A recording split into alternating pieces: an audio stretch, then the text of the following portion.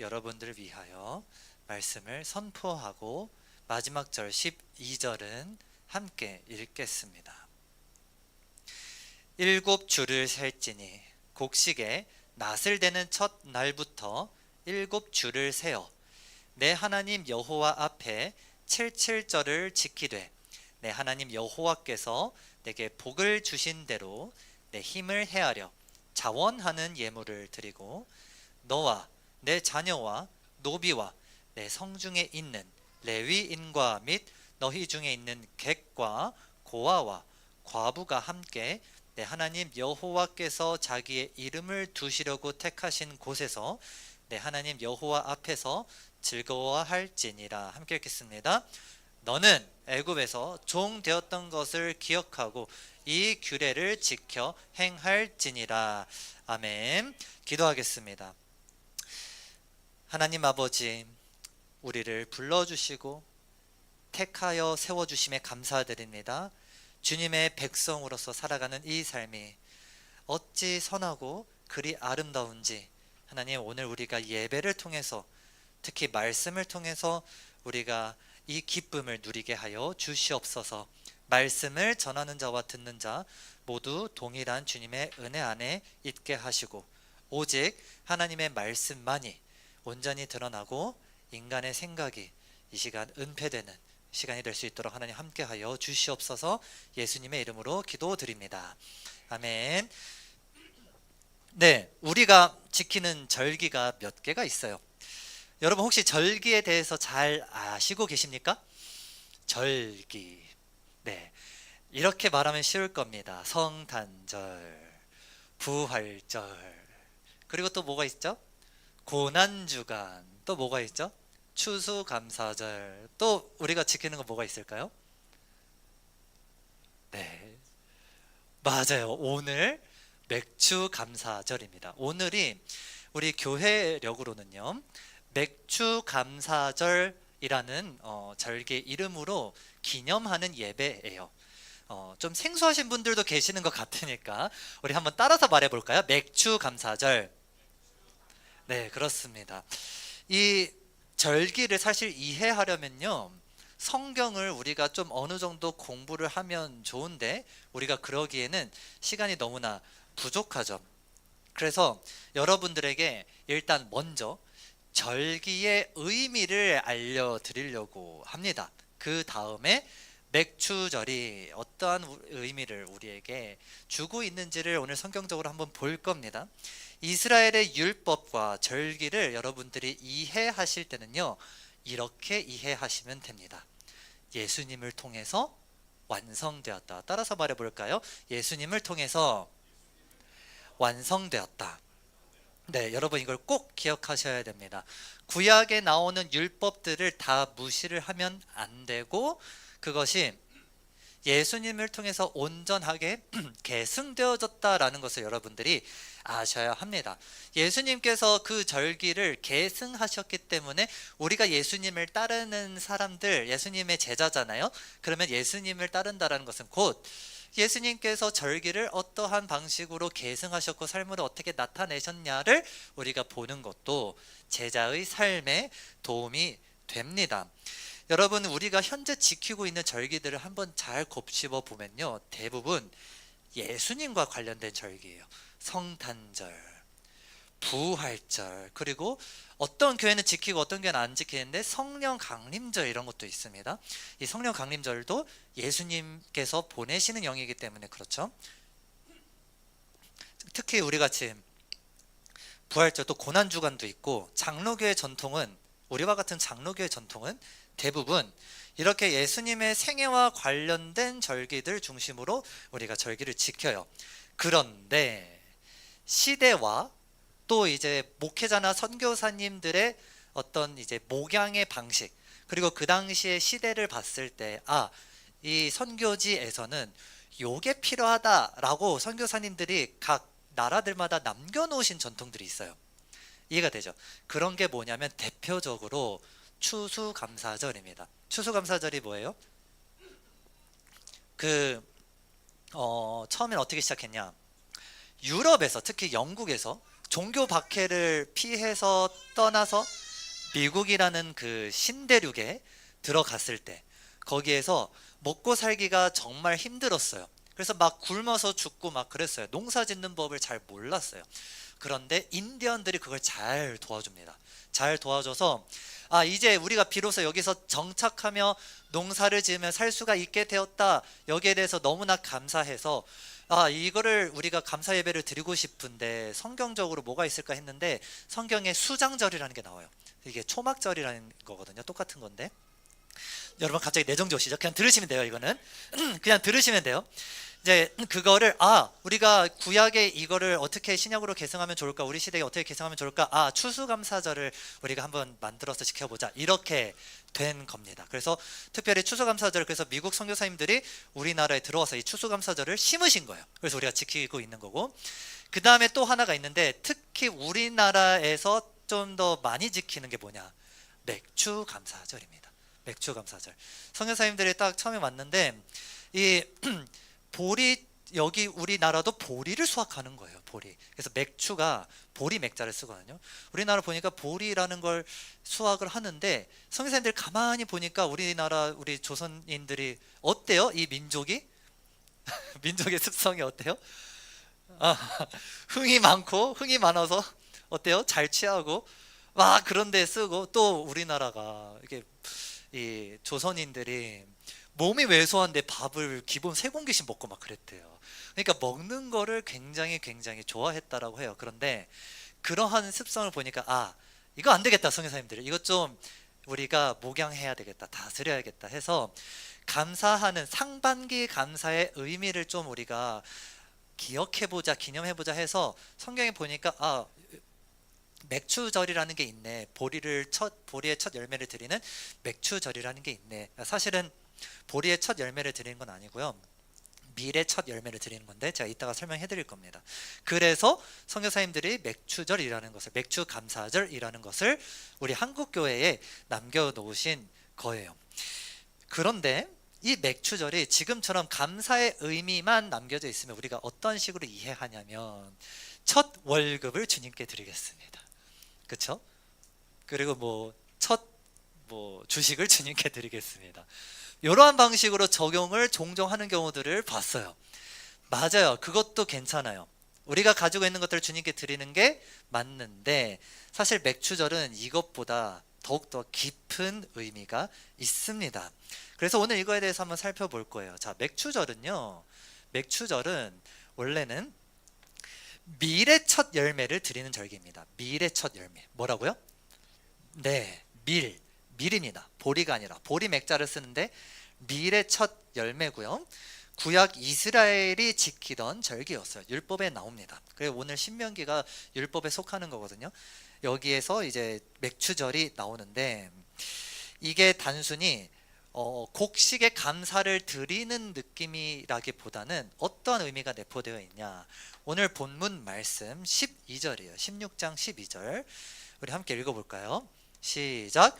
너는 애굽에서 종 되었던 것을 기억하고 이 규례를 지켜. 네, 이스라엘도 그 곡식을 수확하고 그렇게 농사를 짓는 민족이었는데, 그런데 의아해야 합니다. 여기서 왜 의아해야 돼요? 그냥 단순히 감사가 있는 게 아니라 무엇을 위해서 지켜라라고 나와 있냐면은 너가 애굽에서 종 되었던 것을 기억하면서 이 맥주 감사를 드려라, 밀의 첫 열매를 드려라, 이러는 거예요. 그러면 아이러니해야 합니다. 왜죠? 이 곡식의 첫 수확을 드린 것을 감사하는 것과 우리가 과거에 애굽에서 종되었을 때의 그 종살이에서 구원받은 것과 무슨 상관이 있냐, 이겁니다. 그것을 위해서, 그러니까 내가 구원받은 것을 기억하기 위해서 이거를 드려라, 이 맥주 감사를 해라, 이렇게 말씀을 하고 계시는데요. 자, 오늘 말씀의 결론부터 이야기하겠습니다. 꼭 기억하세요. 꼭 메모를 하고 기억하세요. 맥주절에 구원의 원리가 담겨 있다는 거예요. 구원의 원리. 이따가 제가 설교 다 끝나고 다시 이 결론부로 돌아올 겁니다. 구원의 원리가 담겨 있습니다. 그런데 이 구원의 원리가 어떤 구원의 원리냐? 따라서 말해봅시다. 교회의 생일. 조금 더요. 큰 목소리로 교회의 생일. 네, 굉장히 중요합니다. 교회가 태어난 날이 맥추절이라는 거예요. 이따가 맥추절 살펴보면서 우리가 한번 이거를 짚어볼 거예요. 그런데 이게 맥추절이 구원에 관련된다라는 것이 여러분 별로 이렇게 놀랍게 와닿지 않죠. 그렇죠? 그냥 그러려니 하죠. 그래서 절기에 대해서 이해해야 맥추절의 의미를 알 수가 있어요. 절기가 무엇인지. 그래서 오늘은요, 이 구약의 절기, 이스라엘이 구약 시대 때 당시에 지켰던 절기들을 살펴볼 거예요. 그래서 약간 구약에 대한 배경이 없으신 분들은 듣기 힘드실 수 있지만 제가 과거에 쪽집게 강사라는 별명이 있었습니다. 그러니까 최대한 쉽게 설명해 드릴 테니까 여러분 잘 따라와 주세요. 자, 구약에는요 7개의 절기가 있어요. 몇 개요? 7개의 절기가 있어요. 그래서 이렇게 외워요. 유무, 초칠, 나, 속초 이렇게 외웁니다.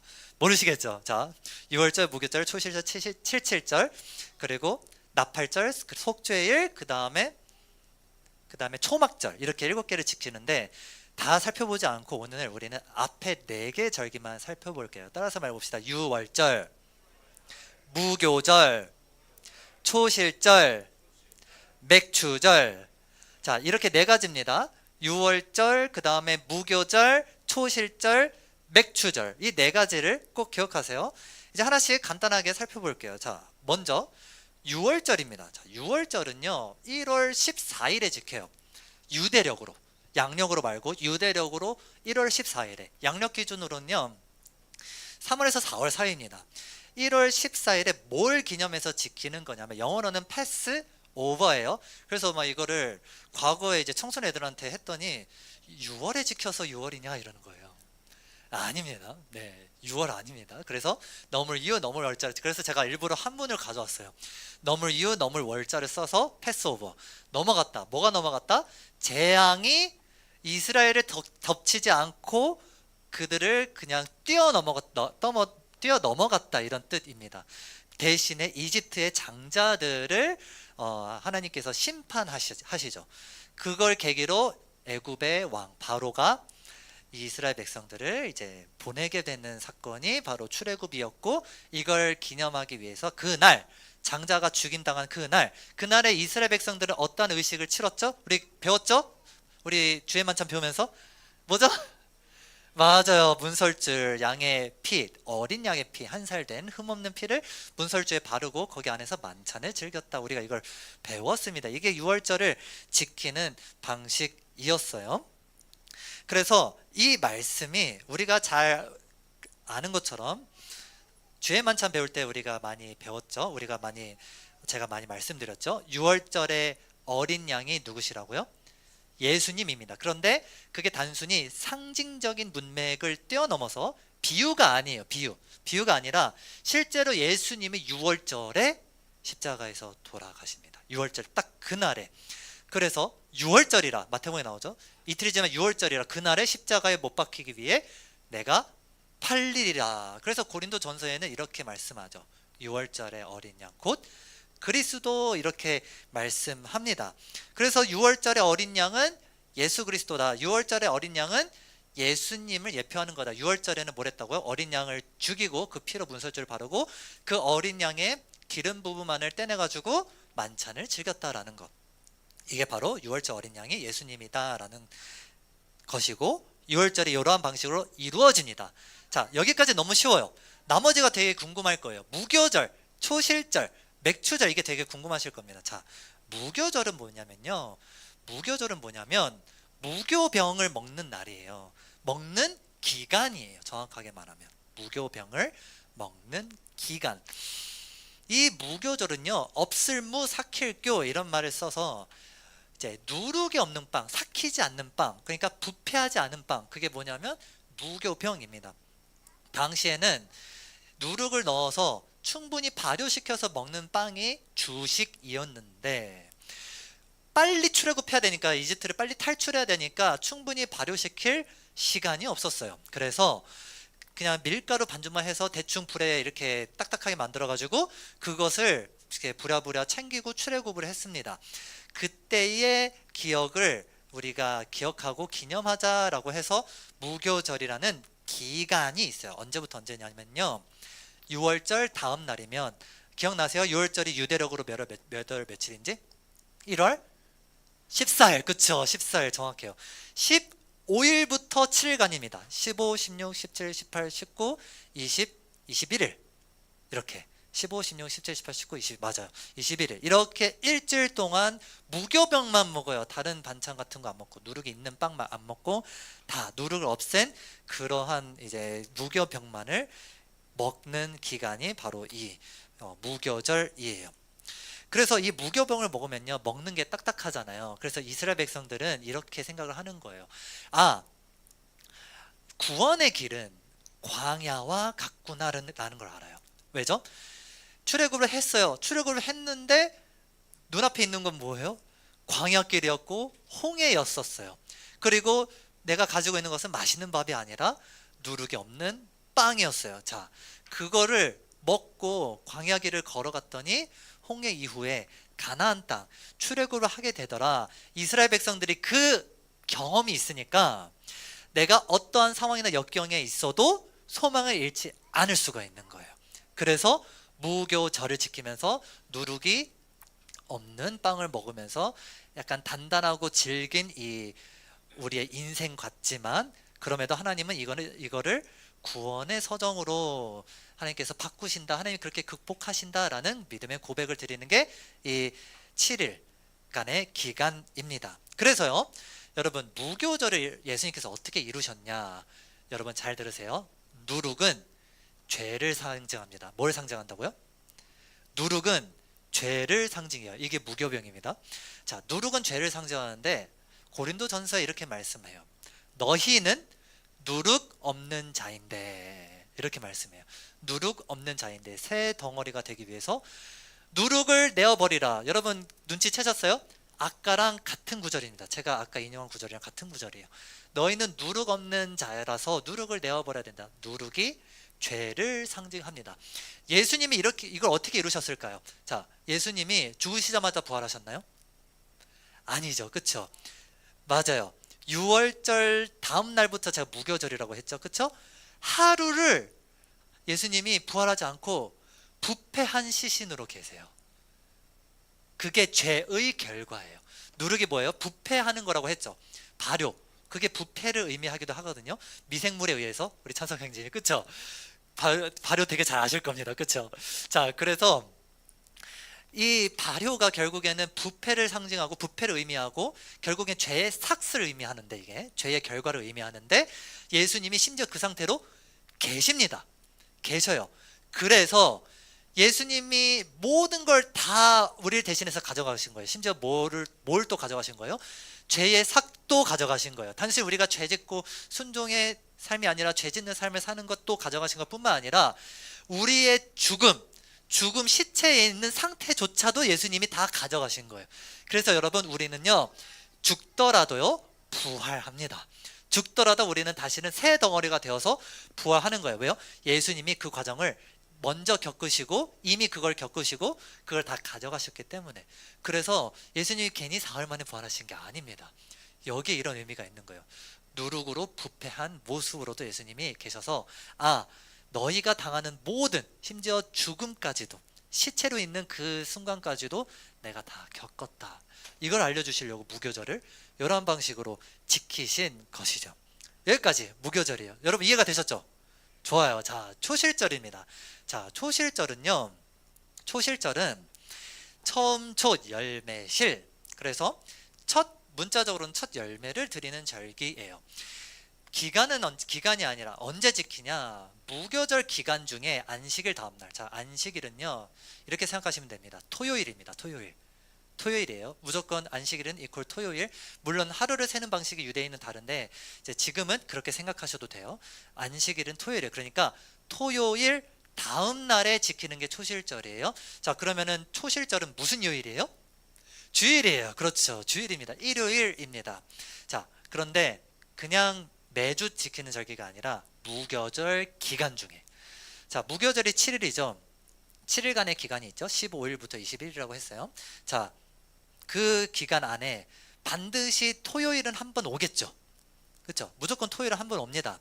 그게 뭐 다음 날이 됐건 무교절 다음 날이 됐건 시작하고 다음 날이 됐건 다다음 날이 됐건 다다음 날이 됐건 어쨌든 토요일은 반드시 와요. 그 다음 날에 지키는 게 바로 초실절이에요. 그래서 유교절 무교절은 요일이 정해져 있지 않아요. 유교절 무교절은 언제 지킨다 며칠에 지킨다 이것만 이제 요일은 안 정해져 있고 요일로 정해진 건요 초실절이에요. 그래서 초실절은 일요일에만 지킨다 이렇게 생각하시면 됩니다. 첫 열매. 그런데 이때는 어떤 첫 열매냐? 보리를 드린 날이에요. 이게 보리예요. 초실절이 밀이 아니라 맥추절이 보리가 아니라 초실절 날에 보리의 첫 수확을 드리는 절기, 이게 바로 초실절입니다. 그러면요 여러분, 여기서 우리가 살짝 눈치를 조금 채야 돼요. 자, 예수님이 6월절이요 6월절이 1월 14일이라고 했죠. 그쵸? 1월 14일이에요. 당시에, 그러니까 AD 뭐 1년이겠죠. 그 당시에 예수님께서 계셨을 당시에 30년 이제 30살, 33살 되셨으니까 AD 한 30배에서 33년쯤 됐을 거예요. 그 당시에 예수님께서 십자가에서 돌아가신 날이 금요일입니다. 금요일이에요. 다시, 예수님께서 그 당시 1월 14일이 금요일이에요. 유대력 1월 14일. 자, 그런데 그 다음 날부터 뭐가 시작된다고요? 무교절이 시작돼요? 그러면 그 무교절이 시작됐을 때 무슨 요일이라는 거예요? 토요일이라는 거예요. 자, 그런데 그 토요일이 안식일이죠? 초실절이 언제 지킨다고요? 안식일 다음 날이에요. 자, 그 다음 날이 무슨 요일이에요? 주일이에요. 일요일이에요. 그때 예수님 어떻게 하셨어요? 부활하셨어요. 퍼즐이 맞춰집니까? 그쵸? 자, 초실절. 그래서 첫 열매가 결국엔 누굴 상징하는 거예요? 예수님이에요. 뭐의 첫 열매? 부활의 첫 열매예요. 자, 우리 고린도전서 15장 20절 함께 읽어볼까요? 준비 시작. 이제 그리스도께서 죽은 자 가운데서 다시 살아나사 잠자는 자들의 첫 열매가 되셨다. 예수님이 부활의 첫 열매예요. 그래서 초실절을 이렇게 예수님께서 완성시키신 것입니다. 이게 우연이 아니에요, 여러분. 이스라엘 절기가 율법을 제정했을 때가 대충 한 15세기 정도, 그러니까 기원전 15세기 뭐 그렇게 다들 예상을 하는데, 근데 그 1500년이 지나도록 그 이 율법, 이 초실절 6월절 기간은 거의 바뀌지가 않았어요. 무교절 이런 기간은. 근데 그 기간이 다 지나고 예수님 오시고 난 다음에 예수님께서 6월절과 무교절과 초실절을 이렇게 완성하신 거예요. 그래서 예수님을 보면 당시에 이제 유대인들은 이거 뭔가 깨림직하다 이걸 느낄 수밖에 없는 거죠. 너무나 이 타임테이블에 정확하게 맞춰서 예수님께서 부활하시니까요. 자, 이제 먼 길 오셨죠? 맥추절 차례입니다. 자, 맥추절은 아까 잠깐 설명드렸지만 보리맥자를 쓰기는 하지만 밀의 첫 열매예요. 보리가 아니라 밀입니다. 밀의 첫 열매를 드리는 날이 맥추절이에요. 그래서 원래는 밀감사절이라고 해야 맞는데 어쨌든 우리나라 사정에 맞춰서 보리맥자를 써서 뭐 맥추절이라고 합니다. 그리고 어떤 분은 밀이 보리과다 이러더라고요. 소보리. 그래서 뭐 소맥이라고도 한다 이러는 거예요. 그런 소맥 아니고요. 네, 소맥이라고 한다 이렇게 이야기를 하더라고요, 밀을. 근데 뭐 어찌 됐건 네, 보리맥자를 쓰지만 밀의 첫 열매를 드리는 절기다. 자, 그런데 이 맥추절을 다른 말로, 맥추절에는 이 맥추절 이 날에 해당되는 용어가 똑같은 용어예요. 똑같은 날을 지칭하는 용어인데 총 3가지가 있어요. 하나는 맥추절이고요. 두 번째는 77절입니다. 한번 들어보셨을 거예요. 77절. 따라서 한번 해볼까요? 77절. 네, 77절이에요. 자, 세 번째는 오순절. 네, 다시 맥추절, 77절, 오순절.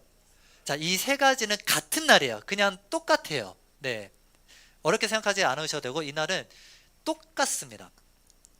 맥추절, 칠칠, 오순절이 똑같아요. 자, 그런데 이 맥추절이 왜 칠칠절이냐? 오늘 신명기 말씀 보시면 10절에 내 하나님 여호와 앞에서 칠칠절을 지키되, 그 전에 9절에 뭐라고 나와요? 그 여러분 성경책 보시면 7주를 센다 이렇게 나와요. 자, 칠칠절이 언제부터냐면 초실절부터 안식일 7번 지난 다음 날이 칠칠절, 맥추절, 오순절이에요.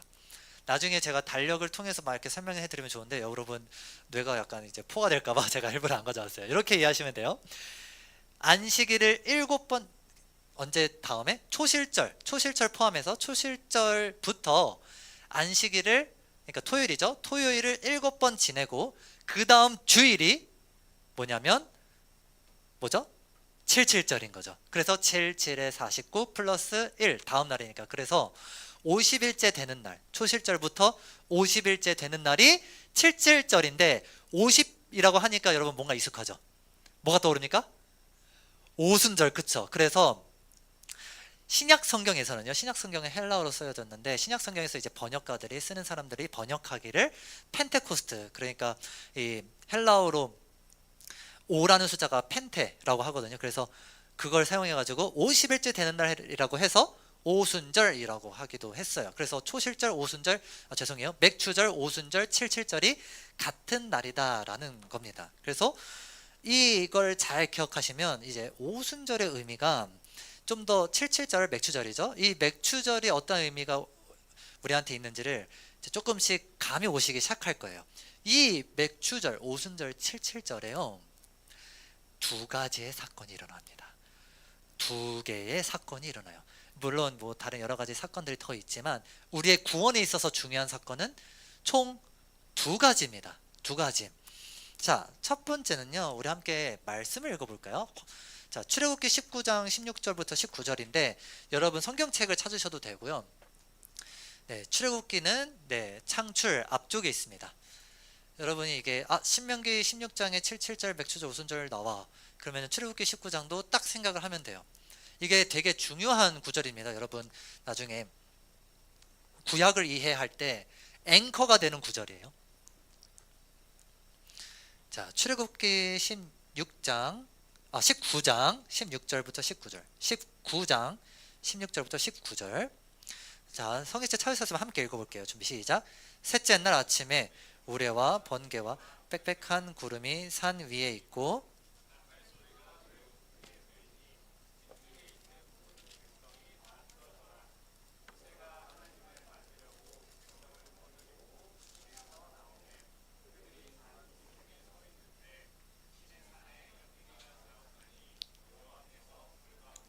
거기 강림하심이라.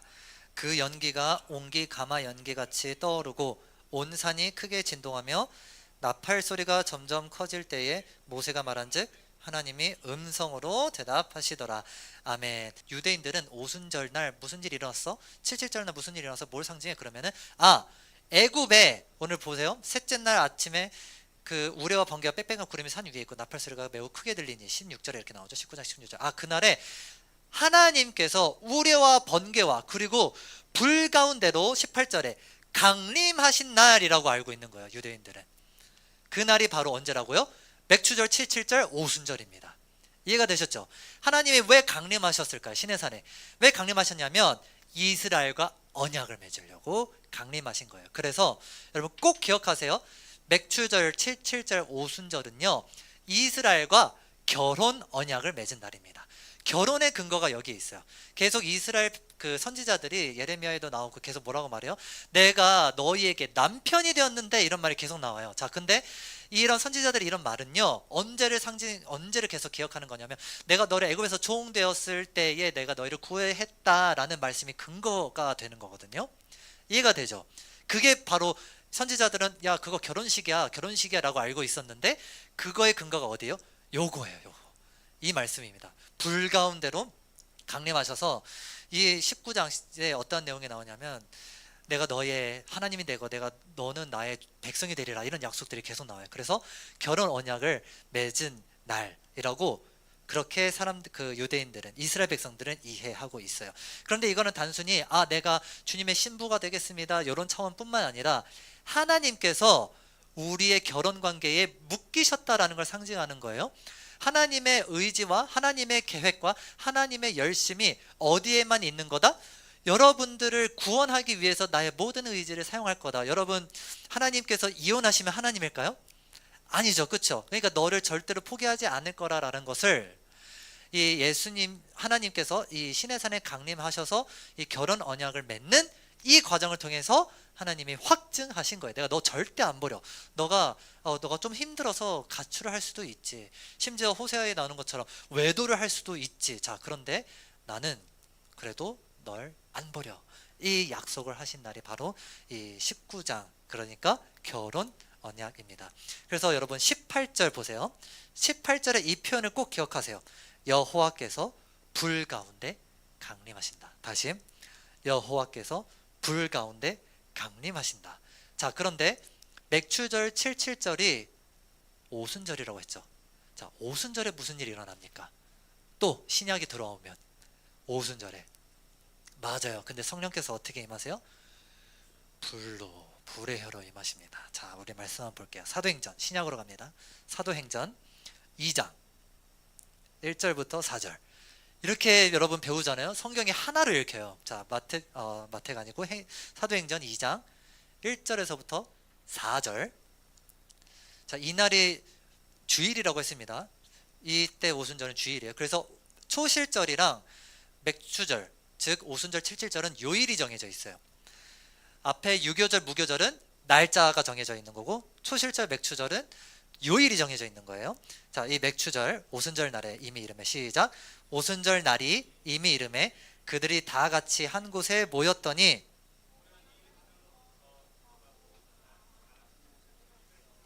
그들이 앉은 온 집에 가득하며 마치 불의 혀처럼 갈라지는 것들이 그들에게 보여 각 사람 위에 하나씩 임하여 있더니 그들이 다 성령의 충만함을 받고 성령이 말하게 하심을 따라 다른 언어들로 말하기를 시작하니라. 아멘. 자, 부활 이후에, 그러니까 초실절 이후에 50일째 되는 날에 예수님의 제자들과 이방인들, 그러니까 유대인만 있었던 거 아니에요. 이방인들도 한 자리에 있었습니다. 이방인 제자들, 이 사람들이 한 자리에 모여 있었는데 성령께서 강림을 하셨어요. 그런데 아까 출애굽 그 19장에 기억나실지 모르겠는데 우레와 같이 막 하나님께서 임하셨다, 또 불 가운데로 강림하셨다, 이런 말씀들이 계속 나옵니다. 자, 그런데 이 불 가운데로 하나님이 강림하셨다라고 했던 그 출애굽의 그런 역사가 언제도 일어난 거예요. 네, 1500년이 지나고 예수님 승천하시고 난 다음에 한 10일 정도 지났을 때, 오순절이에요. 그날에 오순절에 불 가운데로 성령께서 임재하십니다. 강림하십니다. 그러자 그 사람들이 각 나라의 외국어들로 기도를 하기 시작해요. 막 말하기 시작해요. 그래서 왜 각 나라의 언어로 말하는 게 왜 중요하냐? 아, 이스라엘과 맺었던 결혼 언약이 이제는 누구한테도? 이방인한테도. 너희 이방인들, 쉬운 말로 말하면, 우리들의 말로 말하면 이런 거예요. 야, 이방인들아, 너네 못 믿겠지. 니네가 하나님의 자녀라고, 하나님의 백성이라고, 또 하나님의 신부라는 거 니네가 못 믿겠지. 야, 구약의 역사가 지금 이방인들 너네한테도 있어. 내가 이렇게 지금 너희한테 결혼 언약을, 구약에 했던 그 언약을 확증시켜 줄게. 이러한 하나님의 뜻이 여기에 담겨 있는 것이죠. 이제 이방인들을 통해서도 하나님의 약속, 하나님 나라를 이루시는 거, 그 이스라엘을 향한 약속을 이방인들 통해서 이제 이루신다. 그래서 우리가 여기에 그래서 해당이 되는 겁니다. 이방인들이, 그래서 여러분, 유대인들처럼 그 유대인의 전통과 방식을 지키지 않아도, 왜요? 하나님께서 강권적으로 임재하셔서, 야, 너네가 유대인의 방식을 지키지 않잖아. 내가 봐봐, 너랑 결혼했잖아. 이거를 오순절에 보여주셨기 때문에 우리가 그래서 유대인들의 절기를 다 지키고 막 코셔 이런 거 하지 않아도, 코셔 뭔지 알아요? 음식법이에요. 할랄. 이슬람들은 이제 할랄, 이제 유대인들은 코셔라는 걸 해요. 그래서 막 규칙이 많아요. 음식을 다 먹을 수가 없어요.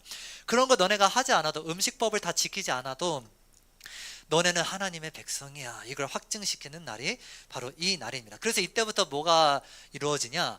복음이 전파가 되고요, 이 사람들이, 이때 모였던 성령을 받은 사람들이 복음을 전하면서 다니기 시작을 했고, 그래서 우리가 이방인들과 유대인들이 다른 전통과 문화를 뛰어넘어서, 인종도 뛰어넘어서, 또 뭐도 뛰어넘어야 될까요? 시간도 뛰어넘어서 예수 그리스도를 믿는 그 믿음으로 이스라엘이라는 정체성을 하나 됨.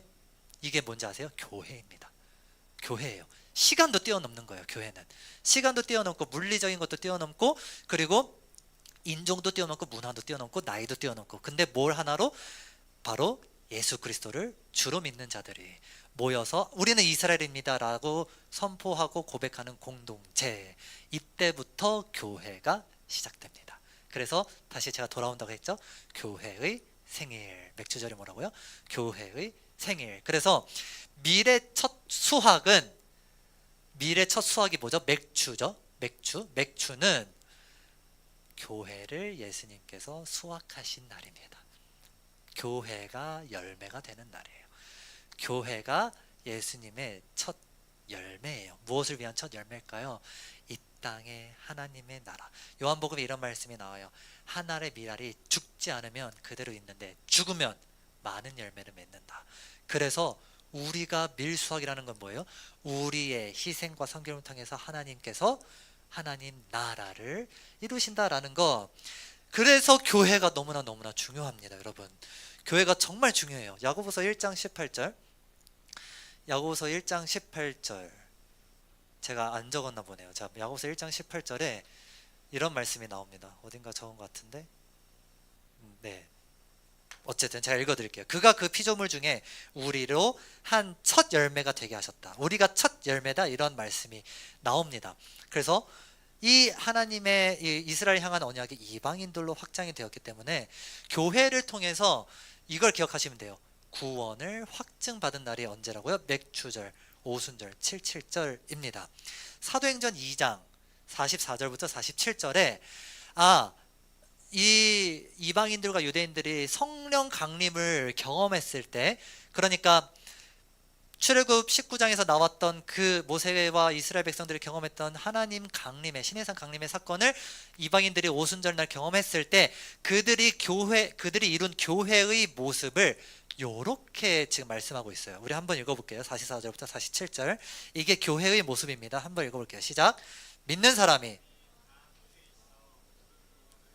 통용하고 서로 또 재산과 소유를 각 사람의 필요를 따라 나눠주며 날마다 마음을 같이하여 성전에 모이기를 힘쓰고 집에서 떡을 떼며 기쁨과 순전한 마음으로 음식을 먹고 하나님을 찬미하며 또 온 백성에게 칭송을 받으니 주께서 구원받은 사람을 날마다 더하게 하시리라. 아멘. 자, 유대인이나 이방인 할 것 없이 주일이 되면 모여서 예배하고 기뻐하고, 또 심지어 여러분들 우리가 전혀 할 수 없는 게 있죠. 물건을 통용하고, 막 우리로 따지면은 남의 차 막 자기 것처럼 끌고 다니고, 막 이제 그러한 상황까지 벌어진 거예요. 자, 왜 그렇죠? 그만큼 성령의 강림이 너무나 충만한 상태인 거예요. 그래서 서로의 물건을 통용하고 재산과 소유도 다 팔고, 또 46절에 모이기를 힘쓰고, 그리고 집에서 떡을 떼며, 자, 그래서 맥주절에 주의 만찬을 하는 거예요. 이해가 되셨죠? 맥주절에 그래서 주의 만찬을 하는 겁니다. 그러면서 구원받는 사람이 날마다 더하게 하셨다, 이렇게 말씀해요. 그 교부 중에 키프리아누스라는 사람이 계세요. 교부란, 모르시는 분이 계셔서, 교회의 아버지라는 별명을 가지고 있는 사람들이 교부거든요. 그래서 대부분 교부는 이렇게 생각하면 됩니다. 초대교회의 이제 목사님들이라고 생각하면 돼요. 초대교회 신학자들, 그걸 교부라고 해요. 이 교부가 왜 중요하냐면, 교부가 우리에게 사도신경을 남겼어요. 여러분, 교부들이 사도신경을 남겼기 때문에 교부의 가르침을 귀담아 들을 필요가 있는데, 키프리아누스가 이렇게 말씀하셨어요. 뭐라고 말씀했냐면, 교회 밖에는 구원이 없다. 엑스트라 에클레시암 눌라 살루스, 이렇게 있어 보이죠? 죄송합니다. 자, 이렇게 말씀했어요. 자, 무슨 말이냐면 이러한 맥락이에요. 맥주절의 맥락. 어떤 맥락이에요? 예수님께서, 하나님께서 구원을 여러분들한테 증거하시기 위해서 교회를 열매로 보여주신 거예요. 그러면 논리적인 귀결이 뭐냐면, 교회에 소속된 자가 구원을 확증받을 수가 있는 거예요. 교회 안에서 같이 물건을 통용하고 교회 안에서 같이 서로 떡을 떼며 서로 교제하며 교회가 하나님 그리스도의 몸이라는 것을 존중하며 같이 예배하며 특히 모이기를 힘쓰는 그 삶의 모습과 형태가 뭐라고요? 구원의 열매라는 거예요. 구원의 열매. 그래서 교회 울타리 밖에는 지금 잠시 시험당해서 교회를 안 다니고 있는 가난한 성도들, 그 사람들은 절대 구원을 못 받을 거야, 이런 이야기가 아니라 교회의 가르침, 교회를 존중하는 태도, 또 그래도 하나님의 온전하신 말씀은 교회를 통해서 가르쳐지지, 하나님 말씀 배우려면 교회를 가야지라는 것을 알고 있는 것, 아는 것, 그게 뭐냐면 구원의 열매예요. 그래서 여러분, 교회에 다니는 것을 여러분 굉장히 중요하게 또 진지하게 생각하셔야 하는 겁니다. 특히 어떤 공동체를 정하는 것도요. 이게 다 성경적인 원리입니다. 교회가 또 정말 중요한 이유가 교회가 하나님 나라의 모델 하우스이기 때문이에요. 그래서 여러분들 옆에 있는 지체가 정말 중요하고 같이 우리가 교제할 때 어떻게 하나님 나라의 방식으로 우리가 하나님 나라를 실현하면서 우리가 하나님 나라를 보일 수가 있는가, 이게 바로 맥추절이 가르치는 의미입니다. 구원의 열매. 예수님께서 내가 너희를 구속했다라는 것을 확증시키는 날이 맥추절, 초실절, 오순절이다. 결론입니다. 모이기를 힘쓰십시오. 모여서 함께 교제하는 것에 힘쓰십시오. 또 모여서 함께 예배하는 것에 힘쓰십시오. 또 떡을 떼고 잔을 나누는 것에 힘쓰십시오. 이번 한 주 여러분들이 우리 교회 공동체를 위해서 무엇을 할 수 있을지를 한번 고민을 해보세요. 모두 다 리더가 되라는 거 아니에요. 모두가 다 찬양 인도자가 되라는 거 아니에요. 또 모두가 다 이렇게 건반 치고 이제 뭐 악기하고 하라는 거 아니에요. 그저 여러분들의 삶의 자리에서 교회를 위해서, 교회가 좀 더 온전하기 위해서 내가 무엇을 할 수 있는가. 이 교회가 내가 구원의 은혜를 누리기 위해서 너무나 소중한 주님의 몸이라는 거. 내가 구원의 은혜를 받고 싶어? 그러면은 결국 교회라는 거, 교회의 가르침을 통해서 결국엔 내가 하나님의 은혜에 참여하고 있다는 것을 여러분들이 알고 있다면 여러분들은 구원을 받으셨습니다. 여러분들은 구원을 받았습니다. 그래서 출석하는 게 괜한 의지가 아닌 거예요. 여러분, 억지로라도 나와라. 제가 특히 중고등학생들한테 그러거든요. 멱살 잡고 끌려 나오기라도 해서 나와라. 여러분, 그게 하나님께서 붙잡고 계시다는 사인이에요. 여러분 계시는 게 여러분들 의지로 나오는 것 같지만 아니다라는 것이죠. 그래서 교회가 있기 때문에 우리의 영혼이 안전하며 공동체가 있기 때문에 우리가 흔들리지 않을 수 있습니다. 여러분 믿으십니까? 이러한 믿음으로 살아가시는 귀한 하임 청년부 되시기를 주님의 이름으로 축원합니다.